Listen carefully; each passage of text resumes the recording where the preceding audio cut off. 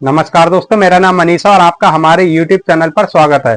दोस्तों, आप लोग कैसे हैं? मैं आशा करता हूं आप लोग अच्छे होंगे। जैसा कि आप जानते हैं, मेरा हार्डवेयर का छोटा सा दुकान है और इसी दुकान से संबंधित मैं आपको नई नई जानकारियां देता रहता हूं।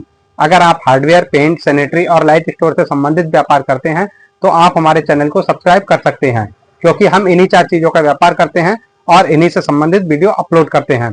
दोस्तों, आज की वीडियो में हम आपको बताने वाले हैं कि अगर आप किसी भी प्रकार का शॉप ओपन करते हैं, जैसे मैं हार्डवेयर, पेंट, सैनिटरी और लाइट इन 4 चीजों में डील करता हूं, ऐसे ही आप किसी भी चीज का शॉप ओपन करते हैं जिसका संबंध कारीगरों से होता है। जैसे उदाहरण के तौर पे मैं आपको बता देता हूं, अगर आप हार्डवेयर का काम करते हैं तो वो क्या होता है कि कारपेंटरों के ऊपर डिपेंड होता है। जैसा अगर कोई हार्डवेयर का शॉप होता है तो जब कारपेंटर काम करता है तभी वो आपकी दुकान पे माल बिकवाता है। ऐसे ही हमारा पेंट हो गया, जब पेंट का किसी के भी घर में काम होता है ना, तो फिर पेंटर ही आपका मटेरियल बिकवाता है। ऐसे ही प्लम्बिंग हो गया, जब प्लम्बिंग का कोई काम घर में होता है तो क्या होता है, प्लम्बर सामान लिख के देता है, तब आपके पास वो पार्टी आती है। तो कुल मिला के जितना भी काम है हमारे शॉप में, हार्डवेयर, पेंट, सैनिटरी, लाइट, ठीक है, लाइट का जो है वो इलेक्ट्रिशियन से संबंधित है। तो भाई जब आप इस शॉप को ओपन करते हैं, ठीक है, ओपन करने के बाद बहुत सारे भाई हमसे पूछते हैं कि भाई कमीशन देना चाहिए या नहीं चाहिए, और भाई कमीशन देंगे तो उसका क्या इफेक्ट पड़ेगा दुकान पे, मतलब सेल बढ़ेगा या नहीं बढ़ेगा। तो भाई इसी बारे में आज का वीडियो होने वाला है और इसी बारे में सारी आपको जानकारी देंगे कि भाई आपको अपने कारीगर को कमीशन देना चाहिए, मतलब जो आपके पास कारीगर कस्टमर लाते हैं तो उनको आप कमीशन देंगे या नहीं देंगे। भाई कमीशन देते हैं तो क्या प्रॉफिट होने वाला है या क्या नुकसान होने वाला है, इस बारे में पूरी जानकारी देंगे। या नहीं देते हैं तो उसका क्या इफेक्ट पड़ेगा दुकान पे, तो ये सब जानकारी इस वीडियो में आपको मिलने वाली है। तो दोस्तों, मैं आपको देर ना करते हुए बताना शुरू करता हूँ सारी जानकारी। पहली चीज ये समझ लो कि भाई मैंने भी बहुत छोटे लेवल से, मतलब अपना शॉप बहुत कम पैसे से स्टार्ट किया था, और आप देख सकते हो अब मैं शॉप को कहाँ ले आया हूँ। जो हमारे पुराने व्यूवर्स हैं, जो भी हमें पहले से देख रहे हैं काफी दिनों से, तो भाई मैं उन लोगों को शायद पता है, जो नए व्यूवर्स हैं हमारे शायद उनको नहीं पता है। ये शॉप जो आप देख रहे हैं, ये शॉप मैंने इसी दुकान की कमाई से मॉडिफाई कराई है। पहले मेरा शॉप बहुत छोटा सा था और भाई दुकान में मटेरियल भी बहुत कम था, ठीक है। अब तो आप लोगों के आशीर्वाद से और ऊपर वाले की देन से काफी अच्छा काम हो गया है, और भाई अब दुकानदारी भी अपनी सेट हो गई है। तो भाई बहुत सारे भाई पूछते हैं कि भाई आपने इतना कम टाइम में ये सब कैसे किया, वो भी किसी वीडियो में जानकारी देंगे। इस वीडियो में आपको कारीगरों से संबंधित जानकारी देने वाले हैं। तो भाई ये समझो आप, अगर कोई भी कारीगर आपके पास पर्चा लिख के भेजता है कि भाई ये मटेरियल फला जगह से ले आओ, ठीक है, अब वो क्यों भेजेगा आपके पास, कि उसे 2 पैसे का लालच होगा कि भाई आपके पास से कुछ कमीशन उन्हें मिलने वाला है, इसलिए वो आपके पास भेजेंगे। ये बात सही है भाई, मैं ये वीडियो सभी के लिए नहीं बना रहा हूँ। कुछ कहीं कोई कारीगर भाई हो अपने दिल पे ले जाए तो ये मैं आपको स्पेशल किसी को टारगेट नहीं कर रहा हूँ यहाँ पे। मैं बताऊं कुछ कारीगर कैसे होते हैं कि भाई आपके पास माल बिका, दरअसल क्या होता है, सबसे पहली चीज तो ये समझो कि कारीगर ने पर्चा लिख दिया, बोल दिया कहीं से भी ले आओ। अब वो क्या करेगा कि जितने भी दुकानदार आसपास में है, ठीक है, उन सबके फोन नंबर उसके पास होंगे, और भाई वो क्या करेगा, सबको फोन कर देगा, भैया मैं एक कारीगर, मतलब एक कस्टमर भेज रहा हूँ, आप मेरा देख लेना। वो आपको भी फोन कर देगा, दूसरे को भी कर देगा, तीसरे को भी कर देगा, सबको एक बात बोलेगा, वो बोलेगा कि भैया मैं एक ग्राहक भेज रहा हूँ और आप मेरा थोड़ा देख लेना। वो सब दुकानदार को यही बात बोल देगा। अब भाई कारीगर का भेजा हुआ ग्राहक कहीं पे भी जाए, ठीक है, उसका कमीशन हो गया सेट। वो कैसे कि भाई उसने सबको फोन कर दिया, अब वो जिससे भी लाएगा, आप पार्टी से क्या कहेगा, भैया मटेरियल कहाँ से लेके आए हो, ठीक है, जब ये पूछेगा पार्टी उसे बता देगी बातों बातों में कि भाई मैं फला जगह से लाया हूँ। अब वो उस दुकान पे जाएगा, भैया मैंने आपको फोन किया था, लाओ मेरा कमीशन। तो भाई ऐसे में कमीशन देना आपकी मजबूरी बन जाएगी। और भाई सबसे बेहतर है आप अपनी दुकान का फॉर्मूला क्या बनाएं कि भाई आप साथ में आइए, हमारे पास कस्टमर लेके आएंगे तो हम आपको कमीशन कुछ देंगे, ठीक है, अन्यथा हम आपको मटेरियल पे कमीशन बिल्कुल नहीं देंगे। अब दूसरा कंडीशन क्या होता है, पहला कंडीशन तो आपके साथ ये करते हैं कारीगर, दूसरा कंडीशन क्या होता है कि कारीगर आपके पास आया, चुपचाप उल्लू की तरह खड़ा हो जाएगा, मैं किसी को गलत नहीं बोला, उल्लू की तरह खड़ा हो जाएगा। आप पार्टी को डील करो, कैसे करोगे। अब भाई पार्टी भी इतनी बेवकूफ नहीं होती है कि आपके कहने से और मटेरियल ले लेंगी, या कारीगर के कहने से मटेरियल ले लेंगी। भाई वो भी 2-4 जगह ट्राई करेगा, ठीक है, उसे जरा सा भी महंगा लगेगा तो वो आपका माल नहीं लेगा। तो आपके सामने 2 चुनौतियां आ जाती हैं।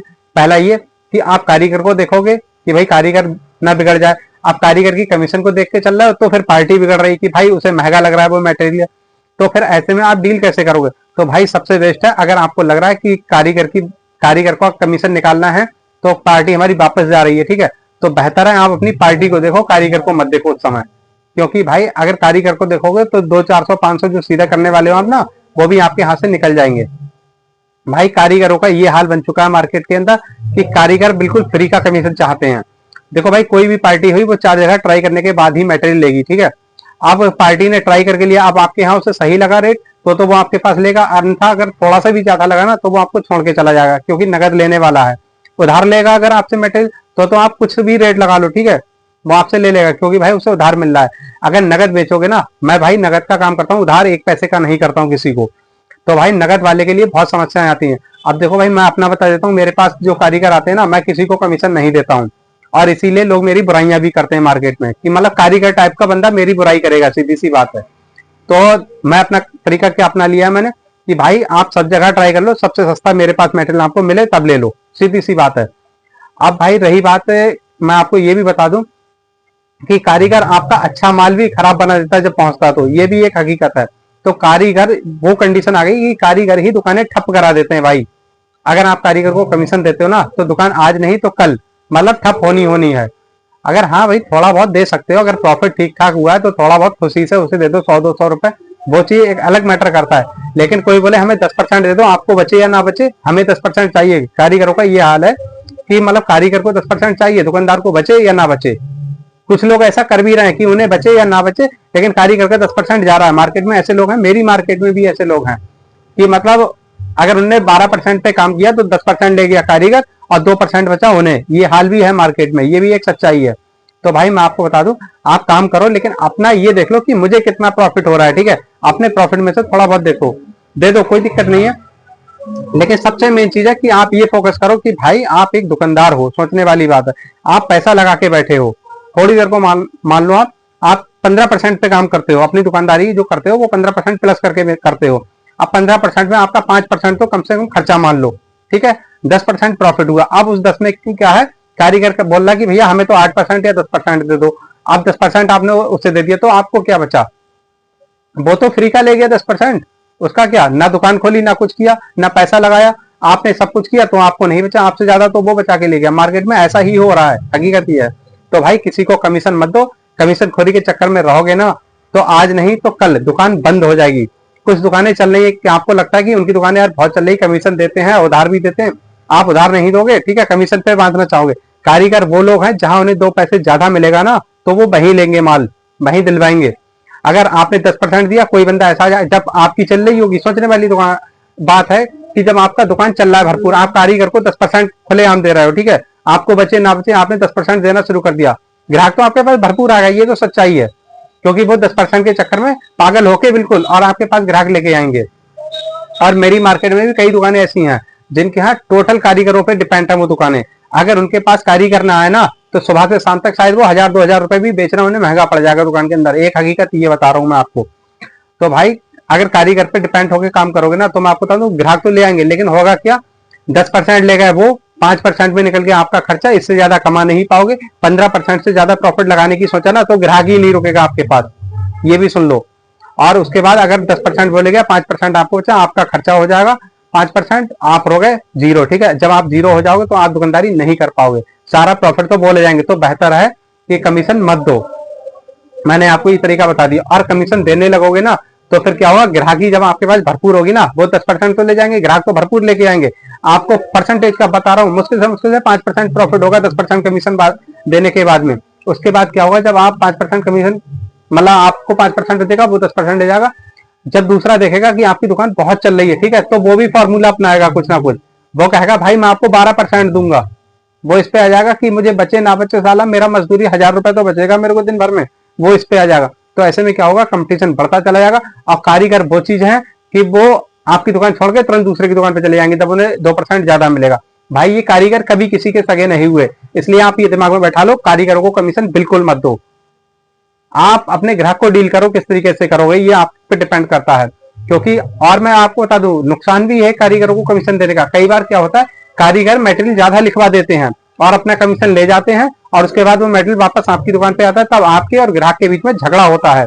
तो कारीगर सबकी जड़ है कारीगर, ठीक है, ये कारीगर किसी के नहीं हुए। भाई मैं किसी को गलत नहीं बोलूंगा, लेकिन अंदर से गुस्सा इतनी होती है ना कारीगरों के प्रति, मेरे अंदर, कि कारीगर सच में वो ड्रामा करवाते हैं ना दुकानों पे, जिसका हद से ज्यादा जो आप सोच नहीं सकते, वो काम कारीगर आपकी दुकान पे ऐसा ड्रामा कराएंगे किसी दिन, देखना।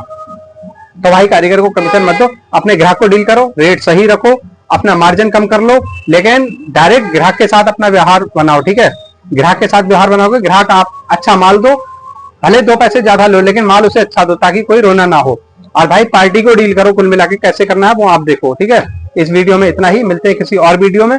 और मैं आपको बता दूं, अगर आपको मेरे द्वारा दी गई जानकारी अच्छी लगी हो तो इस वीडियो को लाइक करना, चैनल को सब्सक्राइब करना, और इसे भाई वीडियो को ज्यादा से ज्यादा शेयर करो, ताकि मैं आपको बता दूं, क्योंकि बहुत सारे लोग इस वीडियो को जब देखेंगे ना तो उनके भी कान खुलेंगे। और भाई मैं सभी से बोलना चाहता हूं कि कोई भी दुकानदार चोर नहीं होता भाई, कारीगर दुकानदार को चोर बना देते हैं मालिक की नजरों में। तो मालिक कारीगरों के कहने में ना चले, क्योंकि भाई आप लुट रहे हैं, सोचो आप लुट रहे हो। जो भी अगर मेरा कस्टमर वीडियो देख रहा है ना, तो मैं आपको अच्छे से बता दूं, आप लुटाई के शिकार हो रहा है। और लूट दुकानदार नहीं रहा है, वो कारीगर लुटवा रहा है। दुकानदार को केवल उतना ही पैसा बच रहा है जितना उसका कायदे का है, क्योंकि भाई दुकानदार अगर 5% 10% कमाता है ना तो बुरा नहीं, अगर वो 20% कमा रहा है तो सीधी सी बात है 10% उसके पास जा रहा है, उसका तो 10% ही बचा।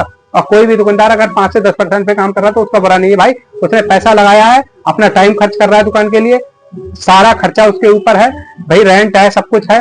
तो भाई ये चीज भी है, दुकानदारों कभी भी गलत नहीं होता। कोई भी दुकानदार, मैं दुनिया के हर दुकानदार की बोल रहा हूँ, चाहे वो छोटा दुकानदार हो या बड़ा हो, कोई भी दुकानदार गलत नहीं होता है। लेकिन पार्टी जानबूझ के अपने साथ दुकानदार से गद्दारी करवाती है। अगर भाई सस्ता मांगोगे तो वो सस्ता बना के कहां से लाएगा, सोचने वाली बात है। वो आपको कहीं ना कहीं भाई अपना एवरेज वो पूरा करेगा।